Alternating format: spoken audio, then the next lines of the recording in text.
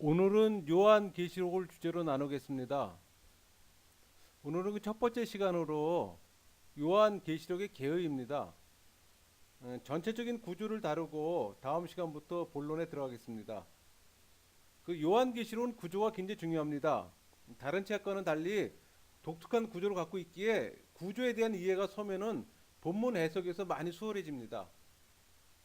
창세기가 시작의 책으로서 창조와 역사의 시작을 보여주는 책이라면은 성경을 마감하는 요한계시록은 세상과 역사의 종말을 보여주는 책입니다.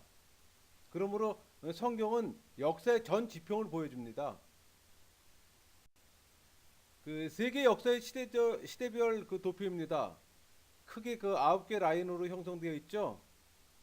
계시록은 그 1번과 4번 라인에 해당되겠죠. 첫 번째 그 1번 라인은 히브리인이고 네 번째가 로마가 되니까요. 그 9개 라인이 그 세 개로 좁혀졌네요. 그러니까 로마가 통일시킨 거죠. 그래서 신약은 로마 역사가 시대적 배경이 됩니다. 그러니까 로마 통치는 한 600년 정도가 되는데 그 중에서 한 200년 가량이 팍스 로마라 들어보셨죠? 지속된 로마의 평화를 말합니다. 그러니까 로마가 지중해 중심으로 패권을 장악한 결과죠. 그 성경 예언의 그 핵심과 그 성취 관점은 크게 분류하면은 그 성경 기자의 자신의 시대와 그 포로기 바벨론 포로와 회복기 또 그리스도 성취와 교회 시대 또 종말적 상황과 새하늘과 새 땅 그 각 예언이 각 시대별로 예언됐지만은 다 성취가 이루어지는 거죠. 예언은 성취가 이루어지지 않으면 예언이 아닙니다. 우리가 요한계시록을 이해하기 위해서는 우선 그 하나의 문학 장르가 그 묵시라는 데서 이해할 필요가 있어요. 그러니까 묵시는 상징성, 뭐 난해성, 복합성 등을 갖고 있잖아요. 그러니까 성경의 묵시 문학은 성경의 영감을 받은 기자가 신적 권위와 그 진정성을 가지고 성경 전체의 말씀과 그 연속성을 갖는 하나님의 계시를 묵시라는 양식으로 기록한 책이거든요. 그러니까 묵시 문학의 기자들은 암시와 상징 등을 사용하잖아요. 그, 그걸 사용함으로 인해서 자신의 책을 자신과 그 신앙적으로 공감이 형성되는 독자들을 외에는 이해하기 어렵게 만든 것이 묵시문학의 특징이에요. 그러니까 우리 AD 1세기 때 그 사도 요한이 종말의 때에 대한 그 발생의 일들을 그 주님의 계시와 환상으로 받았지만은 그 당시 언어로서 100% 표현할 수는 아마 없었을 겁니다. 또 요한계시록은 로마의 멸망을 예언한 책이거든요. 근데 그 당시 시대적 배경이 로마였잖아요. 로마 제국의 멸망을 직접적으로 표현할 수 없기에 암시와 상징을 사용할 수밖에 없었던 이유도 있던 거죠. 그 예를 들면 짐승, 비스라는 짐승은 1세기 성도들에게는 핍박한 로마예요. 그 당시 사람들에게는. 그렇지만 영적으로는 종말론적 적그리스도를 나타내기도 하잖아요. 여러분 우리가 성경을 해석했는데 좀 놓치고 하는 부분들이 있어요. 성경은 우리 예를 한번 들어볼게요. 그 요한계시록이 AD 95년에서 96년에 쓰여진 책이에요. 원 성경 기자는 사도 요한입니다. 그러면 이 사도 요한이 이 편지를 읽는 사람들은 동시대의 그 독자들이란 말이에요. 근데 우리는 2018년도 2000년 가량이 한 1900년 이상이 떨어져 있는 이 시점에 지금 우리가 있단 말이에요. 그렇다면 그 안에는 뭐가 있겠어요? 시간적 갭, 지역적 갭, 언어적 갭, 문화적 갭, 문학적 갭이 있단 말이에요. 무슨 얘기인 거 아니? 여러분 시간이 6천년의 시간이 흐르는 지금입니다. 또 그러니까는 요한계시록을 본다면 2000년 정도 되겠죠? 그다음에 지역은 8,000km나 떨어져 있어요. 언어는 히브리어, 아람어, 헬라어를 썼는데 우리는 지금 한글을 쓰잖아요. 문화 중동 문화인데 우리 반도 문화예요. 그리고 문학적 갭에서는 우리는 서론 본론 결론에 한다면 그 사람들 키아즘 교차대구법을 쓰거든요. 그러니까 이런 것들의 이런 갭들이 해결되지 않고서는 성경을 우리가 바로 해석하기 어려워요. 그래서 우리가 이렇게 공부하는 이유가 바로 이런 갭들, 시간적, 지역적, 언어적, 문학적, 문화적 이런 갭들을 공부하는데 우리가 목적이 있는 거예요. 이 갭을 고려하지 않은 성경 해석은 온전한 해석이 될 수가 없습니다. 물론 영적인 책이기 때문에 신령한 감동으로 또 우리가 봐야 되는 부분도 있겠죠. 여러분 그 요한계시록은 초대교회 당시에 성도들 1차 수신 대상이잖아요. 그렇다면 계시록을 제대로 이해하기 위해서는 그 시대로 돌아가야 돼요, 우리가요. 그 시대적 상황에서 출발해야 됩니다. 그래서 우리가 로마와 그 시대를 이해하는 데 도움을 준 책이 몇 권이 있어요. 여기 지금 로마인 이야기, 이건 일본인이 쓴 건데 무신론자의 이 사람은요. 그 시오노 나나미가 쓴 거거든요. 뭐 이런 책이라든가. 그다음에 이제 에드워드 기본이 쓴 로마 제국의 쇠망사. 이 사람은 기독교인이에요. 그다음에 우리가 잘 알고 있는 신구학 중간사 참고 많이 하는 요세푸스의 그 유대인 전쟁사. 이런 걸 볼 때 우리가 그 시대적 배경을 이해할 수 있고 로마를 이해할 수 있다는 거예요. 그 당시 로마 제국은 강력한 통치는 경고했습니다. 그리고 그리스도인에 대한 압제와 핍박이 굉장히 가중됐어요. 그러니까 배경의 로마 황제는 도미티아누스 황제거든요. 그러니까 그 도미티아누스 황제는 그리스도인들에 있어서는 네로보다 더 심한 폭군이었어요. 그런 거 아니? 도미티아누스는 스스로 신이라고 주장했어요.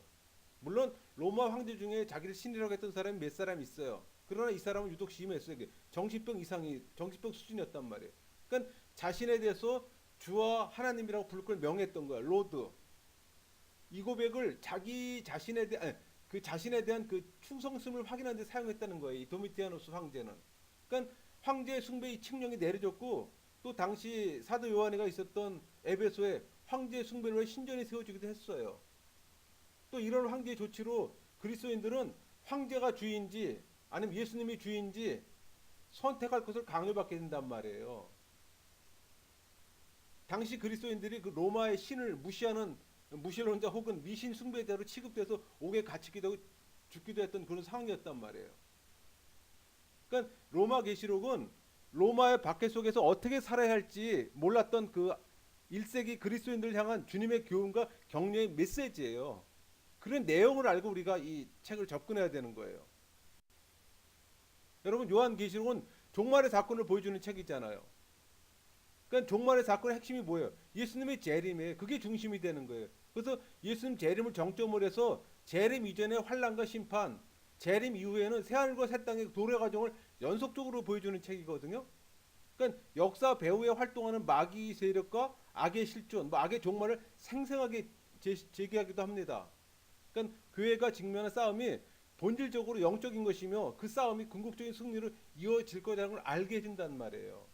그러니까 1세기부터 구속사가 완성되기까지 지상에서 영적 싸움을 싸워하는 모든 시대 교회들을 향한 메시지이기도 해요, 여러분.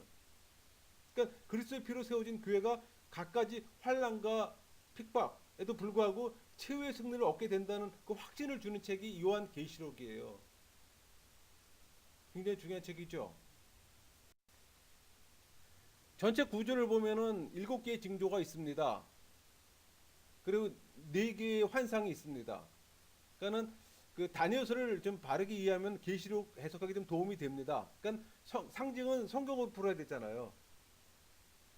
그렇다고 상징을 해석하는데 구약을 활용하지만은 그대로 적용해서는 안 되죠. 그럼 똑같은 책이 되잖아요.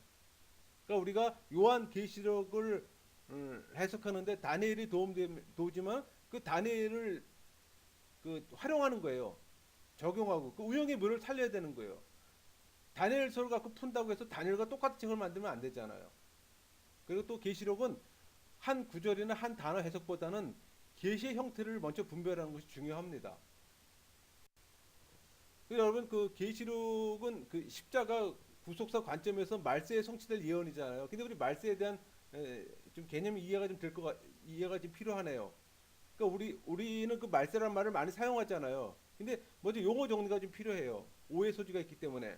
그러니까는 말세 개념을 성경적으로 이해하려면 그 예수님의 초림부터 말세 시작입니다.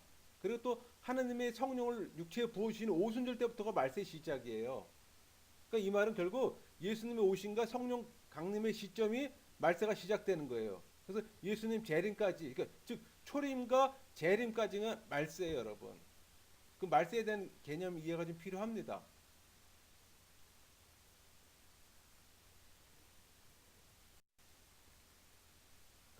1장 19절 그러므로 내가 본 것과 지금 있는 일과 장차될 일을 기록하라.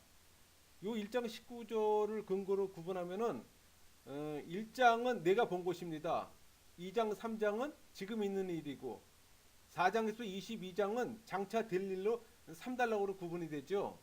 그리고 또 4장에서 그 18장에 3대 7중 재앙의 환상이 전개된다고 볼 때 그 4장과 5장의 그 환상은 그 3대 7중 재앙의 배경이자 출발점이라고 볼 수 있어요. 그러니까 그 3대 그 7중 그 재앙의 처음인 일곱인에 관한 예언이 바로 어린 양이 그 봉인된 두루마기 그 책을 인을 떼는 데서 출발하잖아요. 그래서 4장 5절은 4장과 5장은 이 4장과 22 전체의 스타트점이 되는 거예요. 여러분 그 계시록을 보면 장소가 천상과 땅이 이렇게 같이 양분됩니다. 그러니까 천상 보좌 장면들이 여러 곳에 나와요. 그 구분이 좀 돼야 돼요. 일반적인 책들은 일상 땅에서 이루어지는 거기 때문에 그런 개념이 없는데 요한 계시록 자체는 구조가 좀 달라요. 그래서 장소가 천상일 경우 있고 땅일 경우가 있어요. 그러면 우리가 그 천상인 곳이 어딘가 우리가 볼 필요가 있잖아요. 한 7군데가 돼요.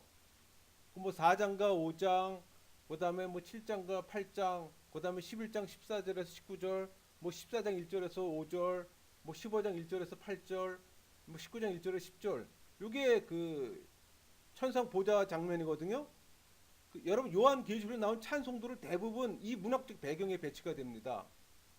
그 우리가 좀 알 필요가 있어요. 그러니까 이런 식으로 이제 7군데가 그 위치를 갖고 있는 거죠.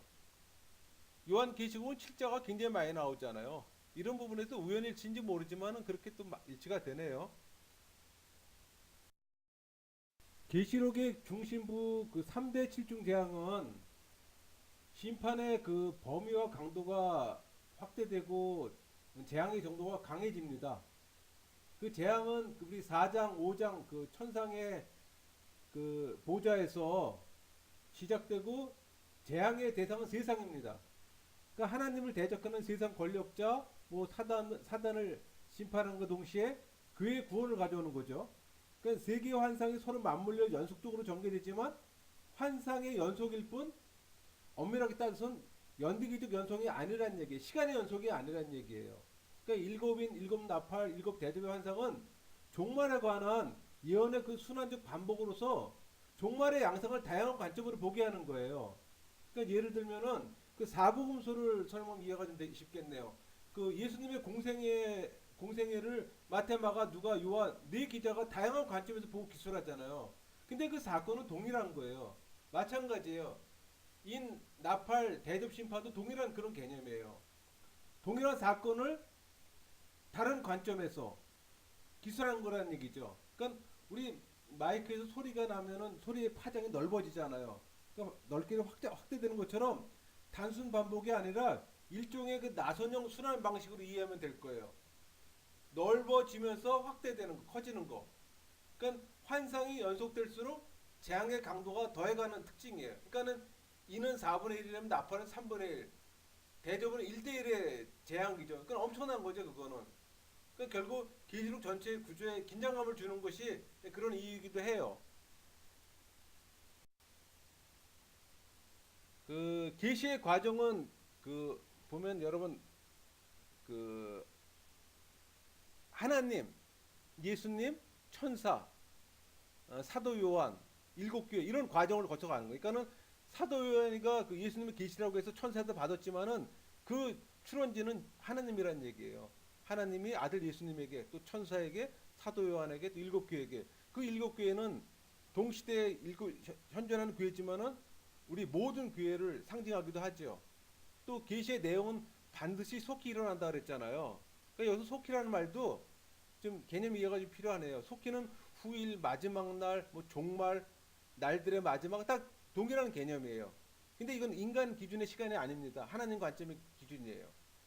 그러니까 예수님의 초림이 뭐예요? 하나님 나라가 종말의 시작이잖아요. 그 예수님 재림은 하나님 나라 종말의 완성이에요. 그리고 계시록에 4개의 환상이 있다 그랬잖아요. 첫째 환상 교회, 둘째 환상은 세상 대상이, 셋째 환상은 세상이고 넷째 환상 교회. 그러니까는 여기서 교회 여기서 첫째 환상의 교회는 지상의 교회라면 넷째 환상은 천상의 교회가 되는 거예요. 그러니까 첫 번째, 두 번째 환상은 교회와 세상의 역사적 과정에서 보이는 거라면은 셋째 환상과 넷째 환상은 교회와 세상의 역사 종말의 모습이에요.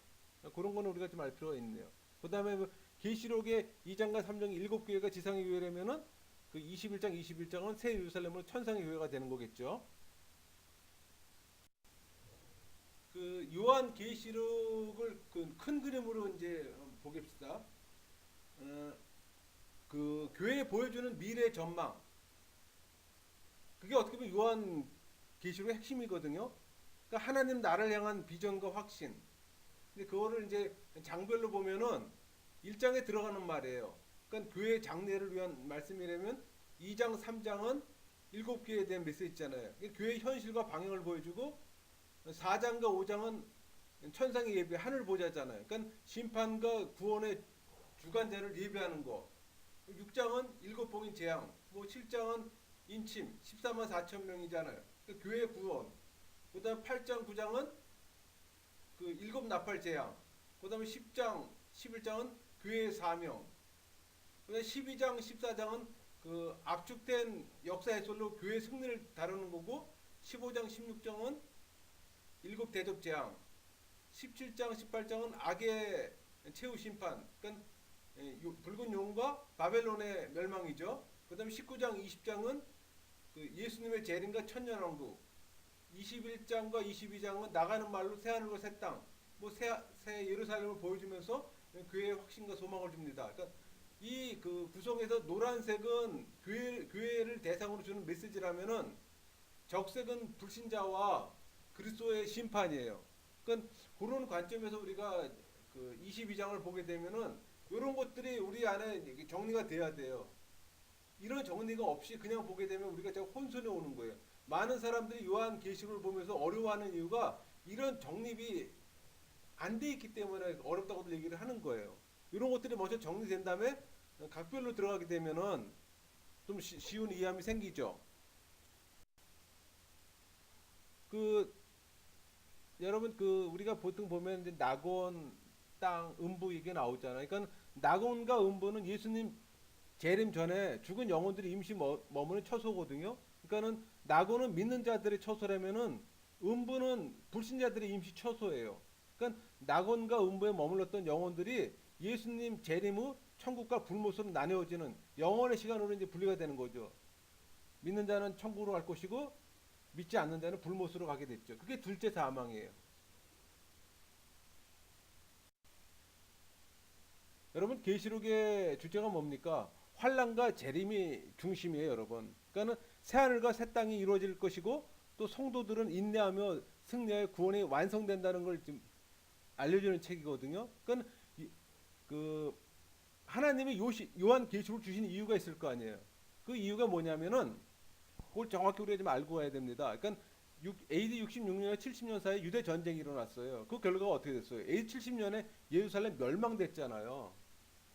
성전이 파괴됐어요. 이스라엘이라는 나라가 완전히 없어진 거예요. 그러니까 그 없어지고 나서 로마의 박해가 이제 그게 다라는 거예요. 왜? 그동안 로마의 쿠데타를 일으켰던 이스라엘이 이스라엘 이스라엘이 그 로마한테 멸망을 당했단 말이에요. 그럼 대우가 좋겠어요? 이제 핍박이 오는 거예요. 그때부터는 이제.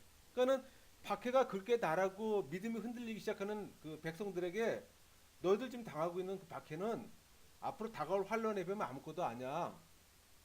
그리고 그 불신자들은 심판을 당할 거지만은 내 백성 하나님 백성 내 백성들은 심판을 피할 거야. 그러니까 구원받은 나와 함께 영생의 보를 누릴 것이다. 너희들 끝까지 믿음을 지켜야 돼. 견뎌내야 돼. 이런 메시지예요, 여러분. 이 요한 계시록이 주는 이유가 이 요한 계시록 편지를 준 이유가 그런 이유예요. 환난과 핍박을 잘 감당해내면은 영생의 복을 하나님과 함께 누릴 거라는 걸 알려주는 거란 말이에요.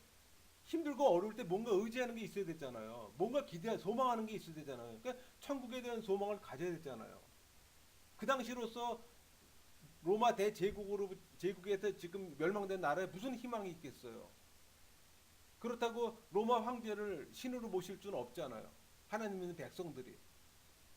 그러니까 우리가 요한 계시록을 하나님 요한 계시록 주신 이유를 바르게 알면은 요한 계시록의 해석이 너무 다양합니다. 그 다양한 것이 명쾌해져요, 여러분.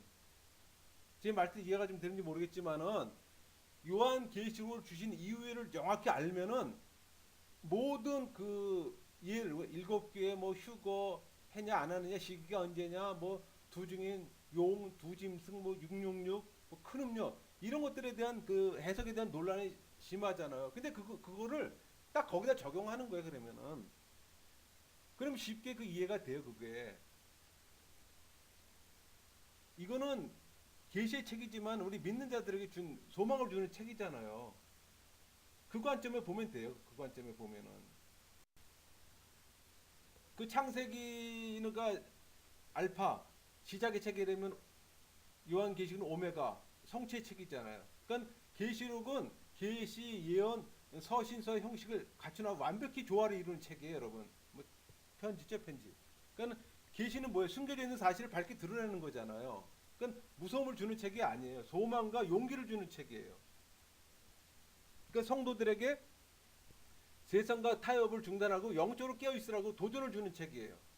그러니까 성도들의 영적 생활과 관련이 있을 그 말세 사건들을 올바른 시각을 갖도록 하는 게 목적이란 말이에요. 그러니까 성경은 구속적 드라마잖아요. 그러니까 여러분 그 요한 계시록 404절 중에 구약에서 인용된 게 278절입니다. 그럼 한 70%예요. 그러니까 성경을 바르게 읽고 연구한 사람에게는 어려운 책이 아니라는 증거예요. 우리가 성경 공부를 안 해서 모르는 책이지 성경을 꾸준히 연구만 하면은 결코 어려운 책이 아니에요. 여러분 성경 66권 스토리는 구속사입니다. 구속사의 결론을 맺는 책이 요한계시록이거든요. 근데 구속사의 결론이 뭐예요? 하나님 나라 완성이잖아요. 우리가 해석이 어려운 이유는 묵시문학이기 때문에 그래요. 상징과 비유를 많이 사용하잖아요. 근데 이걸 잘못 해석하는 거야. 그래도 막연한 신비감 이런 것들이 이유가 될 수도 있어요. 그러니까 상징과 비유가 그 바탕을 두고 있기 때문에 상징과 비유를 알면은 계시록은 당연히 지워질 거 아니에요. 그 상징과 비유 해석은 성경이 도와줍니다. 70%가 성경을 인용했다고 했잖아요. 그러니까 계시록에서 구속사의 결론은 또 새 예루살렘 성으로 표현됐잖아요. 또 이는 그 거룩한 신부 성도들이 교회 공동체 10%를 갖고 있잖아요. 근데 이게 하나님 나라가 완성된 모습의 실질적인 모습이 지금 우리가 갖고 있는 교회의 모습이 하나님 나라 완성된 모습이에요. 그걸 안고 있는 거 우리가. 여러분 계시록은 로마의 멸망을 예고한 책입니다. 예수님의 그 재림과 종말 그리고 세대주의 해석의 문제점을 인식하고 피하는 것이 필요합니다. 그리고 또 그 요한 계시록 공부해야 될 유익점이 있어요. 성경 이해에 도움이 됩니다. 성취가 이루어진 책이잖아요. 결론적인 책이잖아요. 그리고 교회와 세상을 바라보는 눈이 열려요, 여러분. 그동안 여러분들이 성경을 봤던 부분하고 요한 계시록을 바로 이해하는 거고는 또 다른 관점이에요, 그게요. 그리고 이단 미혹에 빠지지 않고요. 그리고 여러분 계시록을 바르게 알면은 영원한 천국을 소망하게 돼요. 그 말은 무슨 얘기인 거니? 계시록을 바로 알지 못하면은 천국에 대한 소망이 없다는 얘기이기도 해요.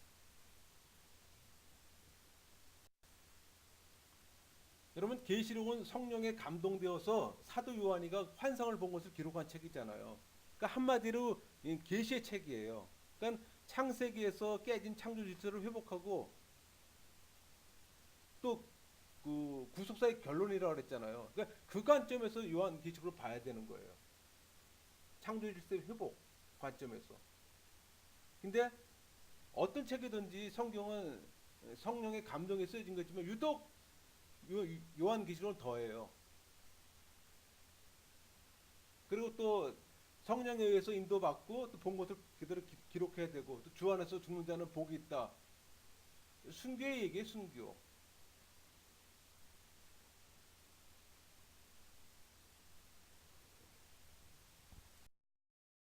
여러분 예언을 해석하는 방법이 요한계시록에 한번 네 부류가 있는데 우리가 요한계시록 어렵게 느껴지는 것이 해석 방법이 너무 다양하기 때문에 그래요.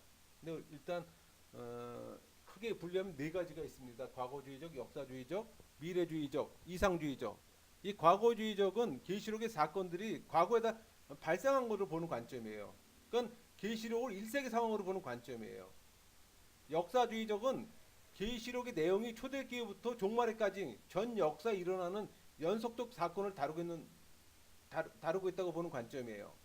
그 다음에 이제 미래주의적 관점은 과거주의 관점과 대조적으로 1장과 3장을 1장에서 3장까지를 그 3장까지는 이미 이루어진 거로 봐요. 그 다음에 나머지는 미래 종말에 대해서 다뤘다고 보는 관점이에요. 그러니까 세대주의 관점이에요. 이 관점은. 그 다음에 이상주의적 관점. 그러니까 계시록을 영적 혹은 초자연적 입장에서 보는 관점이거든요. 그러니까 계시록의 내용이 역사적 사건보다는 악에 대한 선의 승리라는 영적 세계의 원리를 보는 관점이에요. 그러니까 계시록을 해석할 때 어느 한 관점에서 보기보다는 그 쓰여진 1세기 상황에서 출발해 갖고서 종말에 대한 어떤 시각과 실제 사건 배후의 그 영적 상황들을 포괄적으로 보는 시각이 필요합니다. 그 요한 계시록 해석은 신약 성경 전체의 틀 속에서 조화가 이루어졌다고 생각해요, 저는.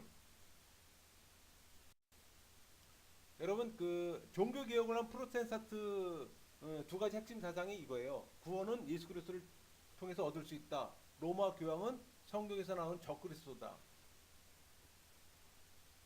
이 사상 때문에 로마 카톨릭과 적대적이고 로마 카톨릭은 요한 계시록 해석을 왜곡했습니다. 그 대표적인 게 과거주의 해석과 미래주의 해석이에요. 그러니까는 과거주의와 미래주의 해석은 로마 카톨릭이 교황은 적그리스도가 아니라는 것을 감추기 위해서 만들어낸 것이라고 역사학자들은 말합니다.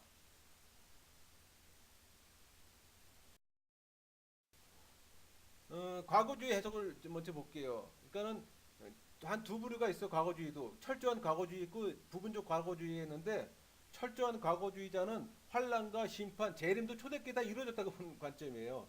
반면에 부분적 과거주의자는 환란과 심판은 초대기에서 이미 성취됐지만 재림 예언은 먼 미래 사건이다. 그렇게 보는 관점이에요. 그러니까는 그 일곱 교회 같은 경우도 각 시대별로 적용을 시키는 거예요. 인도 마찬가지고 이런 식으로 과거적 관점에서 다 이루어진 걸로 보는 거예요. 그럼 미래주의는 어떻게 볼까요? 미래주의 해석은 초석은 에드워드 어빙이라는 사람이, 이 사람은 어떤 사람인가 하니 오순절 카리스마 운동의 선구자입니다. 스코틀랜드 뭐 장로교 목사이기도 하고 또 비밀 휴거를 주장했던 사람이에요. 근데 비밀 휴거를 주장한 동기가 참 재밌어요. 그 마가렛 맥도날드 스코틀랜드 여자가, 그 여자 소녀 아이가 그 본 환상을 어빙이 소개하는 것부터 시작됐던 거예요. 좀 약간 엉성하게 시작은 했죠. 근데 이제 이 세대주의를 이론적으로 정립한 창시자는 존 넬슨 답입니다. 많이 들어봤을 거예요. 그러니까 환란 전에 휴거가 있고 그 다음 마지막 때 적그리스도가 나타나는 교리를 주장한 사람이, 그러니까 종말론의 기초를 형성한 사람이기도 해요. 그러니까 적그리스도인 로마 교황이 바뀌어 미래의 적그리스도로 변경 해석한 그 주석이 스코필드 주석이에요, 여러분. 이 스코필드 주석이 그 미국에서 엄청나게 많이 팔렸고 많은 사람들이 이걸 활용을 했거든요. 그래서 세대주의 많은 사람들이 그 영향을 받았던 건 사실이에요. 우리나라 같은 경우도 세대주의 영향을 선교사들 통해서 많이 받기도 했어요. 또 뭐 우리가 잘 알고 있는 무디라든가 뭐 이런 사람들, 그다음에 선교사들 들어오면서 또 전했던 부분이고, 우리 그 옛날에 누군가 저기 기억이 좀 안 나네요. 하여튼 그 이 우리 요한 계시록을 좀 공부했던 사람들은 이 미래주의 해석에 관련돼서 많이 자기도 모르게 다 접해 있을 거예요. 왜? 이게 초기에 요한 계시록 해석은 이 사람들이 주를 이루면서 보편화됐기 때문에. 그러다 이제 나중에 우리가 신학적 기반이 이제 형성되고 나서부터 이게 잘못된 거라는 것을 이제 알게 되고서 이게 하나 이제 서서히 이제 타파되기 시작했던 부분이죠. 초기에는 거의 요한 계시록을 이 세대주의 관점에서 해석한 걸 많이 접했어요. 자료들 보면 그런 자료들이 의외로 많더라고요. 그 아까 전 말씀드린 스코필드 주석, 그 영향이 굉장히 컸던 것 같아요. 그러니까 성경을 문자적으로 해석하는 주인데 그러니까 예를 들어서 재단 회복하면은 예루살렘 성전이 다시 세워져야 돼. 그리고 거기서 제사를 드려야 되는 거야. 그리고 하나님 나라가 온다는 것은 문자적으로 해석을 하다 보니까는 유대인 나라가 온다고 생각을 하는 거예요. 대표적인 건 휴거를 유다 강조한다는 게 이제 세대주의 특별한 좀 유독 많이 이제 그 강조를 한다는 것이 특별하다는 거죠. 그 발단이 있습니다. 그 세대주 신학을 신봉하는 자들은 계시록을 거의 문자적으로 해석하잖아요. 근데 이 성경 해석을 미래주의 해석으로 가르치는 방법이 로마 카톨릭에서 나왔어요, 여러분. 그러니까 로마 카톨릭이 예수의 신학자들에서 이게 이루어진 거거든요. 그러니까 미래주의 해석을 주장하면 어떤 결과를 초래하는 거는 로마 교황이 적그리스도가 아니라는 것을, 그러니까 적그리스도라는 걸 못 보게 하는 결과를 만들어내요. 그래서 미래주의 해석과 과거주의 해석은 로마 카톨릭 예수에서 시작됐던 거예요. 개신교에서 그 교황을 적그리스도라고 주장했잖아요. 그걸 희석시키기 위한 하나의 해석 방법이에요. 그래서 과거주의 해석은 적그리스도는 교황이 아니라 과거의 네로나 안티오쿠스 4세 에피파네스에다 적용을 시키는 거예요. 그건 이미 지난 사람들이잖아요. 과거에서 몸이 이미 성취되어 있다는 얘기예요. 그게 예수의 신부 알카자가 주장했던 부분이에요. 그다음 미래주의 해석은 그 마지막 시대에 이교도가 출현한다. 그러니까 예루살렘 성전을 재건하고 3년 반 동안 세력을 떨칠 그 초자연적 인물 그 적그리스도가 출현할 것이다. 이거는 예수의 신부 리베라가 주장했던 부분이에요. 반면에 그 역사주의 해석은 종교 계획자들이 주장했던 부분이에요. 그 초대교회부터 마지막 시대까지 기독교 역사 속에서 성취된다. 또 그리스도와 사탄과의 전쟁 역사다. 이렇게 주장하는 것이 역사주의 해석이에요.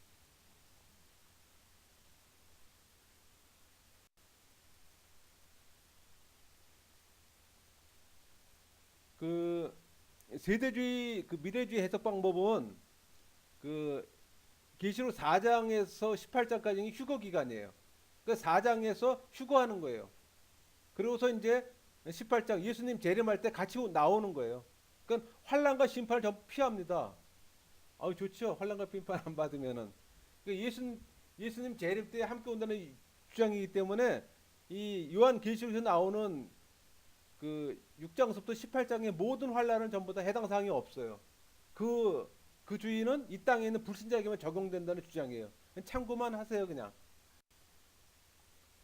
여러분 그 요한 계시록 장제목을 이렇게 나열해 놨는데 저는 다른 건 몰라도 이 요한 계시록은 장제목을 외우는 게 참 중요하다고 좀 생각을 해요. 왜 그러냐면은 이 요한 계시록은 그 시간적인 흐름이나 시간적 흐름이 맥이 끊어진 거라든가 장소가 천상 땅 이렇게 바뀌는 거기 때문에 요 이 장제목 22장의 장제목을 외워두면은 강의를 듣거나 기억할 때 참 도움이 많이 됩니다. 그래서 요 장제목은 제가 꼭 외웠으면 하는 그런 바람이 있거든요. 그래서 제 강의를 듣는 사람들한테 제가 꼭 권합니다. 이 장제목을 외우라고. 그래서 보면은 그 좀 특별한 게 뭐냐면 6장, 8장, 16장이잖아요. 그게 뭐냐면 일곱 대접, 일곱 나팔, 일곱 대접이잖아요. 그 재앙이 이루어지는 거란 말이에요. 그러니까 6장은 일곱인을 떼면서 7년 대환란이 전체적 개간으로 빠른 속도로 보여주잖아요. 8장, 9장은 일곱 나팔을 세상을 향한 환란을 빠른 속도로 보여주고 물론 부분적인 심판이지만은 그다음에 16장은 일곱 대접을 통해서 사단에 속한 무리들을 향한 빠른 심판이란 말이에요. 그것도. 그러니까는 근데 6장, 8장은 상적 계시라면은 16장은 문자적 계시로 저희가 좀 이해를 합니다. 물론 차이는 해석하는 사람은 차이는 좀 있지만은 그거는 6장에서 4대 병마와 그 8장의 나팔 계시 내용은 모두 상징이에요. 4대 병마와 그 나팔 계시는 그리고 16장은 문자 계시라고 했잖아요. 근데 여기 이제 인터루드 막간에 들어가는 게 있는데 뭐냐 인터벌 그런 표현도 쓰는데 7장 그다음에 10장 1절에서 11장 14절까지 그다음에 12장에서 14장 요게 인터루드예요. 이게 흐름을 끊는 삽입된 막간이에요. 뭐 나중에 설명할 겁니다. 그러니까 이런 것들이 우리가 좀 인지를 해야 되는 거예요. 그리고 상징 계시는 해석의 원리, 말씀의 원리로 영해를 한다면은 영적 해석이 필요하다는 얘기죠. 그러니까 문자적 계시는 문자 그대로 해석하면 되는 거예요. 그러니까 계시 형태를 분별하지 못하고 일방적으로 해석하게 되면은 하나님의 구속도가 달라지잖아요. 그래서 이런 것들을 인해서 이제 그 주장하는 것들이 많이 나와요. 그래서 요한계시록은 10사람이 해석을 하면 10사람이 다 다르다는 표현을 써요. 아까도 말씀드렸지만 과거주의, 미래주의, 역사주의, 이상주의가 또 있고 전천년, 후천년, 무천년 이런 그 신학의 그 주장하는 사람들이 다양하기 때문에 여러분들이 요한계시록의 강의를 듣다 보면은 처음엔 이게 분간이 안 돼요. 이 사람이 전천주의인지 무천년주의인지 그리고 이 사람이 미래주의인지 역사주의인지 또 과거주의인지 못하게 돼요. 그래서 어디 공부를 하다 보면 구분이 되는데 그만큼 우리 주변에는 우리가 듣고 접하는 모든 것들이 그렇게 섞여서 믹스가 되어서 우리한테 들려오기 때문에 굉장히 혼란스러운 거예요. 이걸 가르치는 사람도 나름대로 공부를 열심히 하다가도 자기가 몰랐던 자기가 잘못 알고 있었던 부분 나중에 알게 되고 그런 것들을 많이 경험들 하거든요. 그래서 그런 관점에서는 물론 이제 분별력이 필요하겠죠. 근데 그런 분별력을 필요하려면 내가 어느 정도 알아야 분별이 생기는 거지. 그렇지 않으면 분별이 어렵잖아요. 그걸 다시 한번 이제 수학적 구조를 할게요. 여러분 이렇게 보면 이제 한 표로 만들었어요. 그러니까 16장에선 여기 보면 저기 그 중간에 이제 아까 7장, 10장에서 11장에 13, 그다음에 12장, 14장이 인트로든 막간이라 그랬잖아요. 그리고 또 전체 구조로 보면은 16장에서 심판이 종결됩니다. 일곱 대조 심판이 다 끝나요, 여러분. 그러면서 그 뒤에 이제 제가 부록 두 개가 1, 2번이 있잖아요. 그리고 최종 국면에서 이제 이루어도다 21장 6절에서 또 다 끝나요.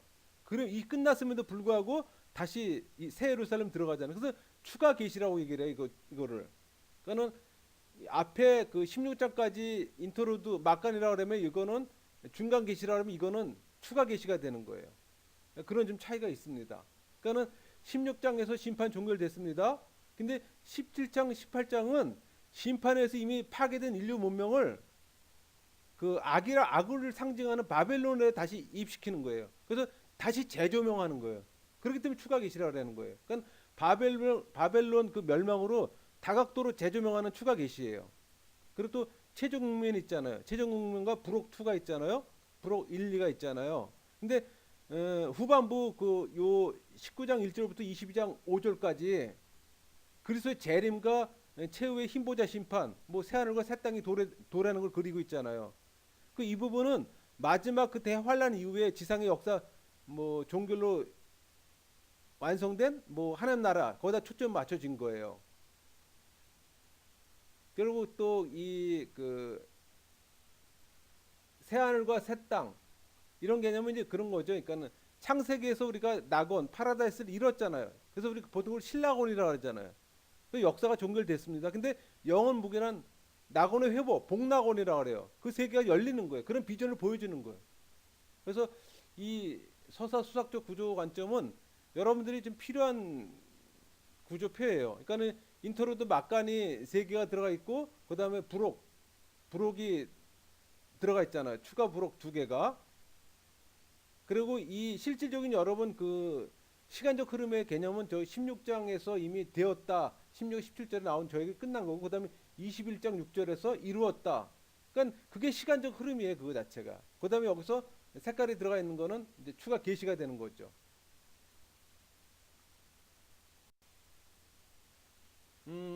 여러분 그 계시록은 시간적 흐름이 이렇게 흘러가지만은 전부가 시간적 흐름대로 순서로 되어 있는 게 아니에요. 그러니까 시간적 흐름이 있고 사장은 논리적으로 전개됩니다.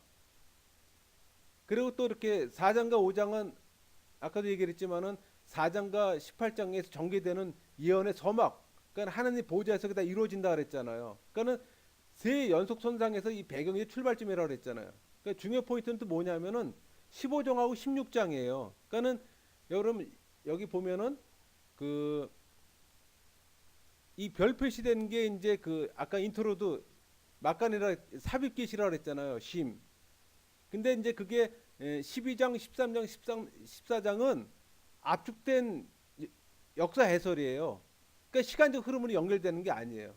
그거는 시간적으로 11장에서 12장으로 하는 게 아니라 11장에서 15장으로 갑니다. 그 16장으로 가는 거예요. 그거는 15장은 천상이에요. 일곱 대접 준비하는 장소라면은 16장은 그 대접이 부어지는 장소란 말이에요. 땅이란 말이에요. 그게 이제 그 장소가 달라지는 거예요. 이런 것들이 구분이 돼야 되는 거예요. 그러니까는 15장이 하늘에서 믿는 자들의 관점에서 바라본 일곱 대접 재앙의 모습이라면 16장은 땅에서 불신자들의 관점에서 바라본 일곱 대접 재앙의 모습이에요. 그러니까 장소가 바뀌는 거예요. 카메라의 초점이 바뀐다는 얘기죠. 그런 구분이 좀 필요합니다. 그다음에 여러분 이 요한계시록을 이제 구조 파악을 해야 되는데 구조 파악을 이제 크게 이제 이렇게 구분을 합니다. 과거, 현재, 미래로 3분에서 이제 구조를 분석하는 사람이 있어요. 1장은 과거, 2, 3장은 현재에 해당되는 거다. 그다음에 4장부터 22장이 미래에 해당된 거다. 근데 미래에 해당된다 그러면 그 안에도 과거에 해당되는 거, 현재에 해당되는 게 들어가 있긴 있어요. 그다음에 두 번째 구조 분석 방법은 1장은 19절에 근거한 구조 파악이에요. 그러니까 서신서 기준으로 한다는 얘기예요. 그러니까 1장 1절부터 8절까지 서원이야 시작하는 말이에요. 그다음에 22장 6절에서 21장이 결어 끝나는 말이에요. 그다음에 중간에 본론부가 되는 거예요. 이게 서신서 기준 방법이에요.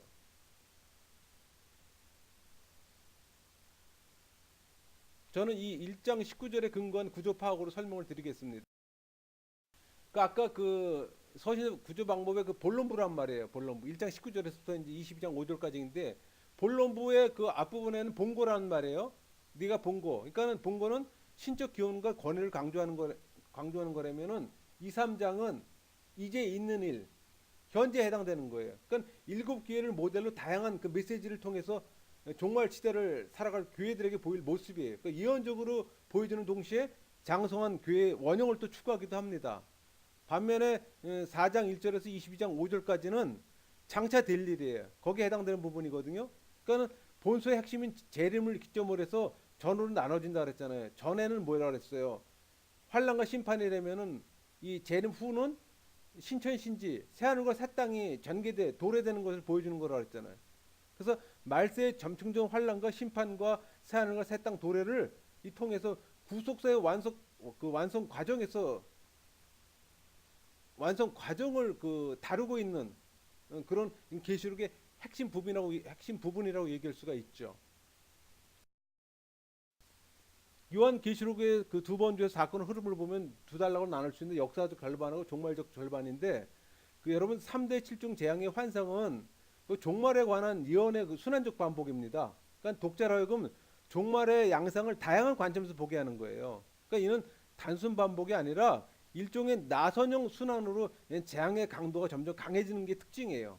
그러니까 3대 7중 재앙의 그 시리즈가 역사적 절반을 차지한다면은 종말적 절반은 종말적 사건으로 전개되는 거예요. 그러니까 시간도 더 짧아지는 거예요, 그거는. 그러니까 이런 전개는 환상의 연속일 뿐 시간적 연속은 아니라는 관점을 아까 제가 말씀드렸습니다. 그게 굉장히 중요해요. 그러니까는 계속 연속적으로 나오니까는 시간적 연속 개념으로 보는데 그렇지는 않아요. 요 재앙 시리즈만큼은 환상의 연속일 뿐이지 시간의 연속은 아니다. 그리고 이 모든 사건은 신약 시대부터 세상 끝날까지 성취되는 거다. 이렇게 설명할 수가 있겠죠. 또 다시 한번 반복하지만은 3대 7중 재앙은 연대순으로 기록된 게 아닙니다. 그 동일한 그 종말 사건들을 다른 각도에서 묘사한 거예요. 아까 말씀드렸지만 사복음서 그 예를 들었잖아요. 예수님의 그 공생애나 예수님의 그 모든 사건을 네 기자가 각기 다른 관점에서 보는 거잖아요. 그렇게 묘사한 것처럼 그런 관점이에요. 그러나 시간적으로는 동시에 이루어진 거란 말이에요. 그 자체가. 그러니까 나팔 재앙과 대접장은 동시에 발생한 재앙이에요.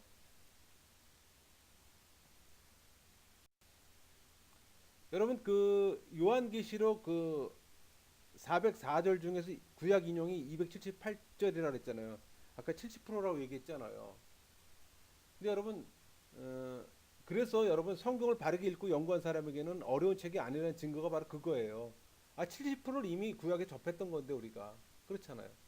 그러니까 여기 요한계시록 4장 5장의 묵시 요건 지금 그 신명기 17장, 열왕기 11장하고 관련된 건데 그 4장과 5장이 뭐예요? 천상의 보좌잖아요. 천상 예배잖아요. 근데 신명기 17장은 왕을 세우는 이야기예요. 열왕기하 11장은 여호야다가 왕이 되어 개혁하는 이야기거든요. 서로 상관관계가 있잖아요. 그다음에 일곱인의 묵시 배경 레위기 26장이라고 그랬잖아요. 언약에 관한 내용인데 상과 벌에 대한 이야기예요. 그다음에 모세와 어린 양이 승리한 노래 14만 4천은 출애굽기 15장의 모세 노래하고 또 연결이 돼 있어요. 그다음에 그 요한계시록 16장에는 이사야 44장과 에레미야 50장이 등장한 페르시아 왕 고레스와 그 군대 바벨론 역사라고 얘기를 했잖아요. 실질적으로 요한계시록 16장이 뭡니까? 일곱 대접 심판이잖아요. 그러니까는 우상의 무익함을 표현하는 거예요. 그리고 바벨론 멸망을 표현하는 거고. 그리고 요건 저기 아까 인트로도 인터벌 얘기라는 건데요. 7장하고 그 10장, 그다음에 11장 1절에 14절, 그다음에 12, 13, 14가 그 막간이라 인터벌이라 그랬잖아요. 인트로도 인터벌, 막간, 쉬는 참 여러 가지 이름이 있습니다. 그거는 해석하기가 다르니까는 이제 그래서 요거는 이제 그 삽입 중간 계시라는 말에 그러니까 중요 장면이 전환되는 거예요, 여러분. 그러니까 제왕의 환상의 전개 과정에 대한 생각의 환기야. 그러니까 한 발짝 뒤로 떨어져서 다른 각도에서 그 관점을 바라다보는 얘기예요, 그 자체가. 그리고 요 타임 때는 심판에서 그러니까 심판에서 환란과 심판에서 요 부분은 하나님 백성들을 보호하는 기간이기도 해요. 요 기간 자체가. 그러니까 요게 이제 시간의 연속 손상이 아니라는 얘기죠.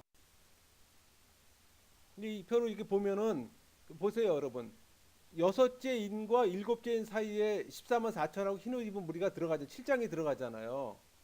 그 반면에 또 여섯째 나팔하고 일곱째 나팔 사이에 또 이게 작은 책을 든 천사가 들어가잖아요. 두 증인하고. 이 부분은 심판받는 부분이 아니잖아요. 그 다음에 일곱 나팔과 일곱 대접 사이에 12장, 13장, 14장이 나온단 말이에요. 요게 이제 막간이란 얘기예요.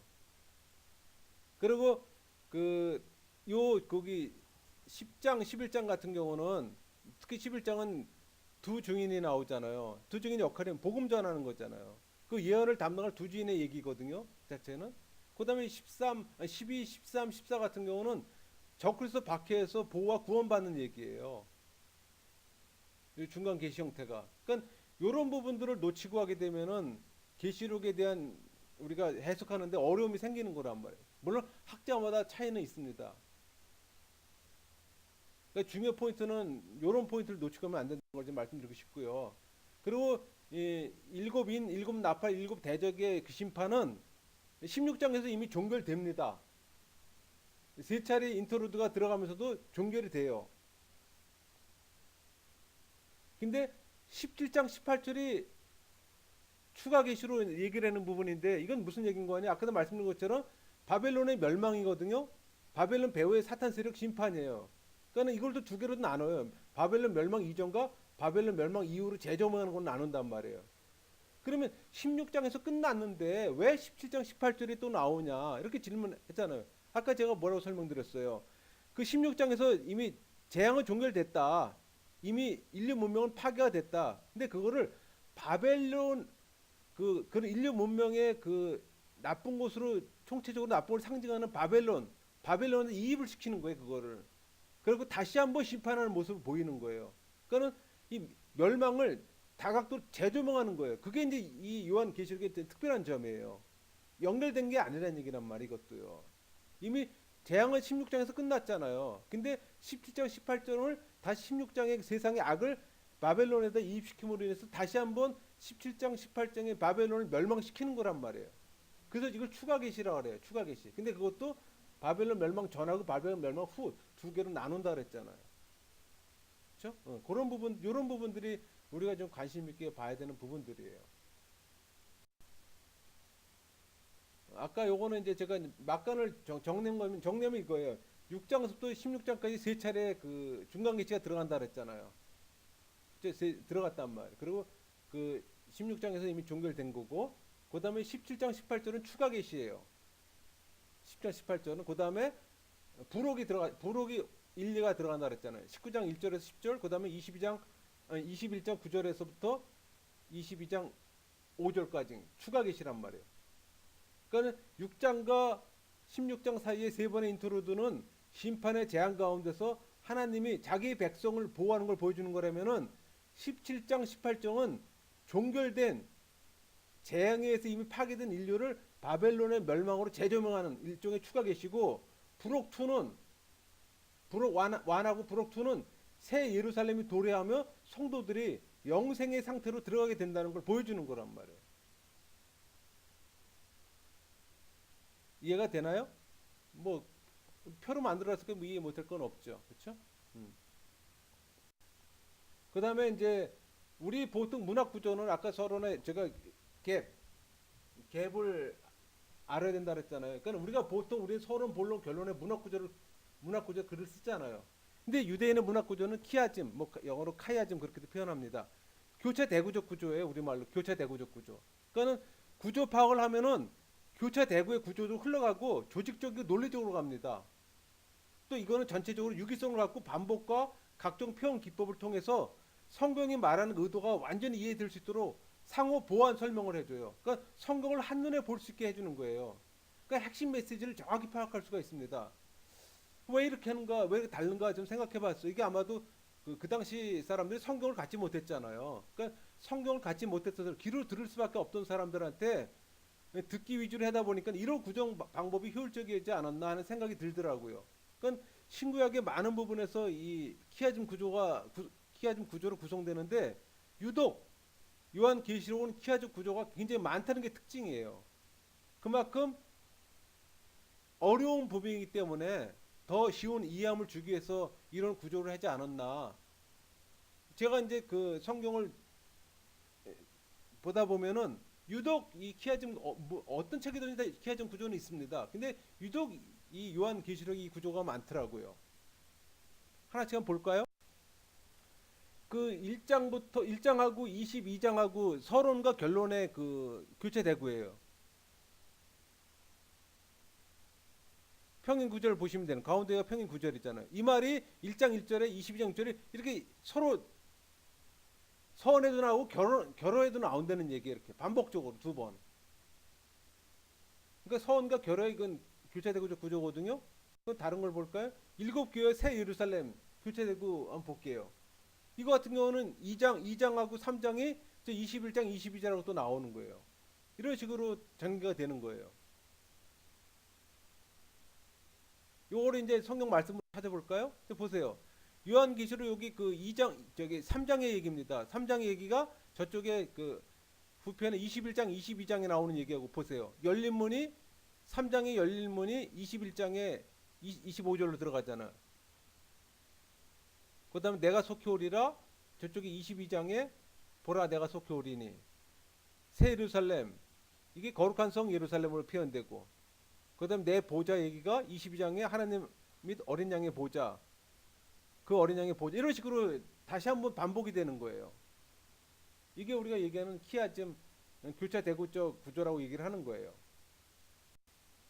자, 일곱인가 재림 천년왕국을 교차 대구적 구조에서 한번 볼게요. 보면은 4장, 6장 나오는 게 19장, 20장에 나오잖아요. 예수께서 고통당한 자기 백성을 보호하심. 근데 예수께서 부활한 백성들을 보좌에 앉히심. 하늘이 열리고 흰말 탄 자, 백마 탄 자, 제단 아래 영혼, 순교자의 영혼, 흰옷 희돈. 반복적으로 나오잖아요, 이렇게요.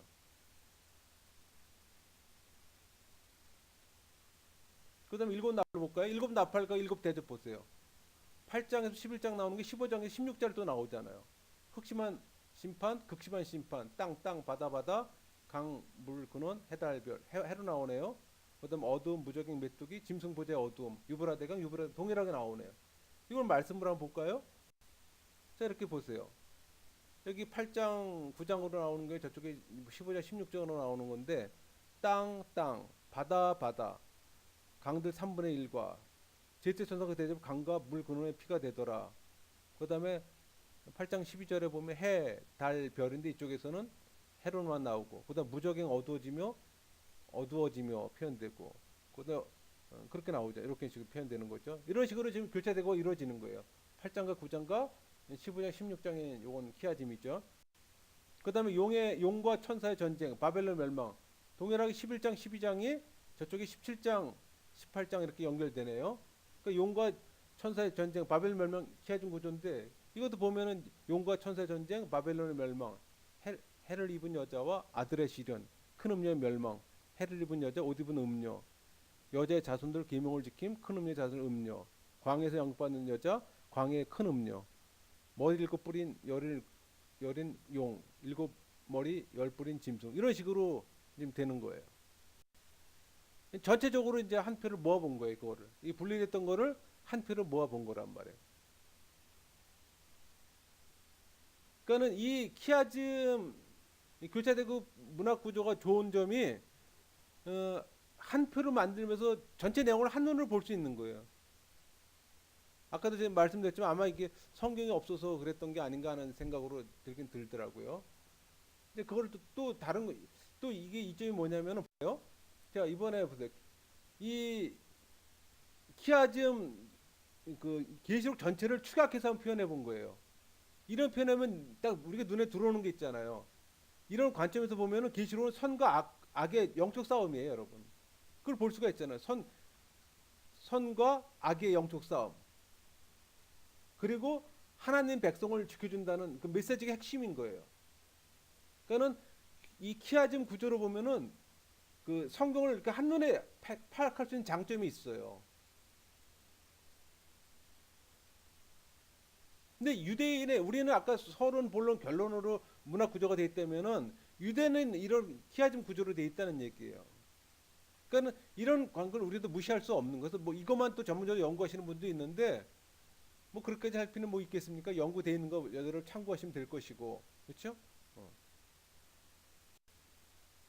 여러분 그 이 교차대국 구조를 보면서 그 핵심 코어를 발견할 수가 있어요. 17장 19절에서 21장 22장 표현한 거 보면은 이 교차대국 구조로 인해서 두 도시와 두 여성이 나옵니다. 그게 핵심 코어예요. 바벨론이 나오고 새 예루살렘이 나와요. 음녀가 나오고 그리스도 신부가 나온다는 얘기예요. 핵심 코어를 발견할 수가 있는 거죠.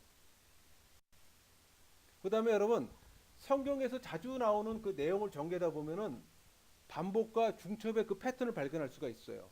그러니까 다니엘서에서는 제국의 역사를 2장, 7장, 8장, 10장에서 이렇게 반복적으로 나오잖아요. 동물의 모습을 제국을 동물에 비유해서 나오잖아요. 또 공간 복음서도 마찬가지예요. 동일한 내용을 반복적으로 강조해 주잖아요. 이언서는 어때요? 이언선에서도 중첩될 수 있는 걸 볼 수 있는 게 뭐냐면 초리 이름을 이야기하면 제 이름을 또 같이 이야기한단 말이에요. 이게 유대인의 문화 구조예요, 여러분. 이런 걸 우리가 알아야지만 성경에 대한 이해함이 생긴다는 얘기예요. 그다음에 삽입과 강조 볼까요? 그 반복과 중첩뿐 아니라 이 삽입과 강조도 두드러집니다. 여러분 로마서 보다 보면은 9장, 10장, 11장이 삽입장이에요, 여러분. 근데 그 내용이 뭐냐면 이스라엘의 과거, 현재, 미래의 내용을 삽입시키는 내용이에요. 이사야도 마찬가지예요. 이사야 한복판에서 히스기야 왕 얘기가 삽입됩니다. 아수르와 히스기야 왕 얘기가 나와요. 시편도 마찬가지예요. 여러분 시편에서 가장 긴 편이 뭐예요? 119편이잖아요. 근데 이 119편은 하나님 말씀의 권위와 절대성을 강조하기 위해서 다른 시편과 색다른 방법으로 삽입시키고 있어요. 그다음에 우리 창세기에서 요셉 얘기에다 갑자기 여러분 그 38장에 유다 다말 얘기 갑자기 끼어드는 거 알죠? 근친상간 이야기 광고처럼 끼어들어요. 광고처럼. 그다음에 여러분 믿음의 조상 이야기 물러들어 잘 흘러가다가 갑자기 중간에 36장에 에돔 족속 계보가 들어오잖아요. 그렇죠? 그다음에 창세기 5장에서 족보 얘기 나오다 에녹이 죽음을 보지 않고 올려간 이야기 또 그걸 집중적으로 강조하잖아요. 그러니까 삽입과 강조 이런 부분들이 또 이것뿐이겠어요? 또 확대와 심화 과정이 또 있어요. 확대와 심화시키는 거.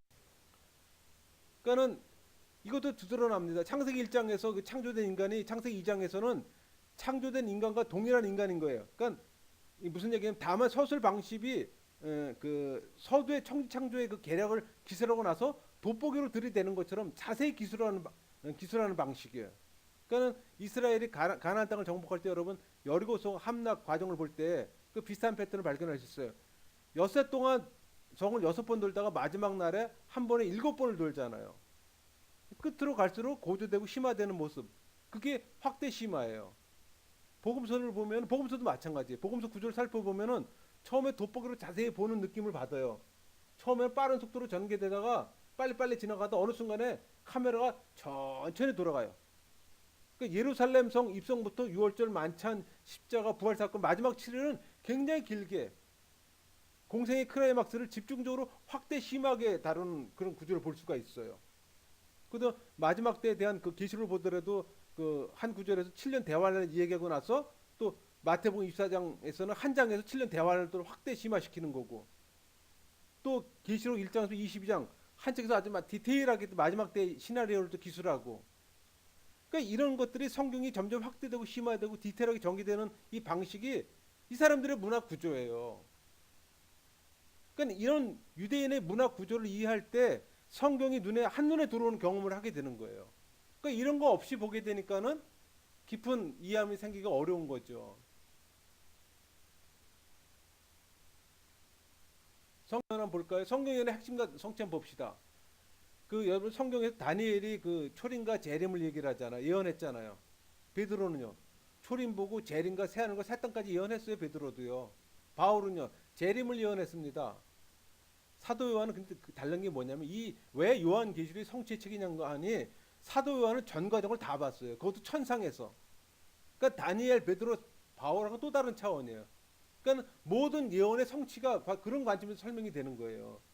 사도 요한은 모든 과정을 천상에서 봤다는 얘기예요. 마치 계시록이 성취의 책이라는 걸 증명하는 것처럼.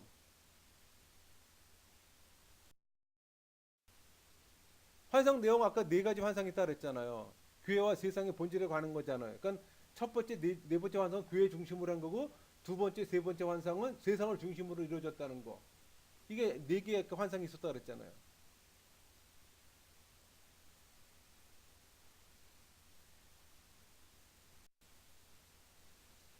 요한 계시록 내용 분해도입니다. 요한 계시록은 주님의 계시와 명령에서 기록된 책이잖아요. 또 요한 계시록은 직접적으로 그리스도께서 친히 보이신 환상과 계시를 그 내용으로 하기 때문에 좀 독특하다고 얘기를 했잖아요. 그러니까 계시록은 박해 속에서 어떻게 대처해야 될지 몰랐던 1세기 그리스도인을 향한 주님의 교훈이자 격려의 메시지라고 말씀드렸죠. 이런 내용들이 이렇게 한 표로 이렇게 만들어지잖아요. 저는 성경을 연구할 때 몇 가지 방법을 씁니다. 뭐 서두에서 언급했던 것처럼 2000년의 갭이 있잖아요. 근데 그 갭을 파악하는 방법이 여러 가지가 있어요. 뭐 기납적 방법, 키아즘 구조, 지리적, 언어적, 시대적 배경 그런 걸 다 파악해서 하나의 표로 만드는 거. 이 가능한 표나 그림 방식을 표현하는 거. 저는 이 방식을 택해요. 그럴 때 선구 연구에 도움이 많이 되는 거예요. 아까도 말씀드린 것처럼 지적, 시간적, 문화적, 언어적, 문학적 이런 다섯 가지 큰 갭이 해결될 때 성경이 온전히 보이는 거거든요. 그거 연구 없이 성경을 알 수는 없어요. 그렇잖아요. 근데 그런 것들을 봐가는 방법들이 그런 다양한 방법을 활용하는 거예요. 기납적 방법도 키아적 구조건 지리적이건 언어적인 시대적 배경을 전부 다 동원해서 우리가 스타디하는 거예요. 그럴 때 이제 성경에 대한 바른 이해함이 생기는 거란 얘기죠. 창세기 시작과 계시록의 마지막이 대척 구조로 연결되잖아요. 계시록은 성경 안에서 환상을 보는 계시의 책이라고 얘기를 했습니다. 그래서 in spirit, in the spirit, and pneumati가 네 번 나오잖아요. 1장 10절, 4장 2절, 10절 3절, 21장 10절. 이 안에서 이루어진 일들이에요. 그리고 일곱인 나팔 대접의 환상은 종말에 관한 예언의 순환적 반복이라고 했잖아요. 그렇죠? 이 부분이 중심을 이루는 부분이기 때문에 그래요. 이 방법은 독자라고 종말의 그 양상을 다양한 관점에서 보게 한다고 말씀드렸죠. 단순 반복이 아니라고. 일종의 나선형 순환으로 이루어지는 거라고. 환상이 연속될수록 재앙의 강도는 더해지고 그걸로 인해서 계시록 전체의 극적 구조와 긴장을 더해준다는 거. 그 말씀드렸잖아요. 요한 계시록의 그 메시지를 한번 요약해봤습니다. 성경 66권은 모두 하나님 성령에서 영감된 기자들에서 기록된 건 우리가 다 알고 있는 사실입니다. 그러니까 직접적으로 예수 그리스도의 계시에 기록된 것도 우리가 서두에 얘기를 했고요. 그러니까 요한 계시록은 요한 개인의 환상과 예언이 아니에요. 예수님께서 천사를 통해서 보여주신 환상과 예언을 요한이 기록한 것뿐이에요. 그러니까 신적 계시로의 종말 예언이라는 게 바로 그런 의미예요. 그다음에 우리 2장 3장에 보면은 7개 쓴 메시지에 보면 항상 끝에 그 성령이 교회들에게 하시는 말씀을 들을지어다라는 그 촉구가 자꾸 반복되잖아요. 그러니까 이 소아시 7교회를 향한 거지만 궁극적으로는 모든 시대, 모든 교회들 향한 성령의 음성이에요. 그다음에 인간 역사의 진정한 주관자 예수 그리스도. 왜냐면 이 4장과 5장에서 그 일곱 봉인된 그 두루마기를 그 책을 펼쳐볼 자가 없었으나 오직 죽임당한 어린 양 예수 그리스도께서 그 책을 봉인한다 그랬잖아요. 봉인을 뗀다 그랬잖아요. 그러니까 실질적인 심판의 주관자는 예수님이세요. 그다음에 요한 기식의 중요한 특징 중에 하나는 그 어떤 성경보다 하나님께 찬송과 예배드리는 장면이 빈번히 등장해요. 그게 좀 차이예요. 그다음에 온갖 박해와 환란에도 불구하고 교회는 결코 패하지 않는다. 승리의 영광을 이룰 것이다. 그게 이제 또 핵심적인 메시지이기도 해요. 그리고 바벨론 멸망에 대해서 예언은 그 세속 문명이 결국은 하나님 심판할 때 철저히 파괴될 거라는 예언이고 또 성경의 마지막 계시록에는 우리 인류에게 불행을 몰고 왔던 원수 사단이 최후로 멸망당할 거라는 걸 또 보여줘요. 그다음에 현 지상의 역사 종말로 말하면 만물이 갱신되고 전에 볼 수 없던 새 하늘과 새 땅이 펼쳐질 것이다. 또한 성도의 눈물과 수고는 참된 위로와 안식을 보장받을 것이다. 하나님을 생각하며 고난을 묵묵히 이겨내는 것이 성도에게는 성도에게 누구에게나 요구되는 믿음의 인내다. 뭐 그런 메시지라면 마지막으로 요한 계시록은 기록된 예언의 진정성과 절대성을 강조함으로써 재림에 대한 그 확신을 고취시키는 내용으로 종결되는 거죠. 요한 계시록 개간을 같이 나눴습니다. 요한 계시록은 내용이 사실 좀 방대해요. 어떻게 다루냐에 따라서 많이 달라지는데 오늘은 그냥 개간만 나누고 다음 강의부터는 계시록 본 강의에 들어가고자 합니다. 내용이 사실 제가 이 PPT 한 360쪽이 되더라고요. 그러니까 오늘 한 60쪽을 했는데 그렇게 된다면 전체 강의 6번이 되고 오늘 첫 강의를 했으니까 한 5번을 더 해야겠죠. 오늘 강의는 여기서 마치도록 하겠습니다.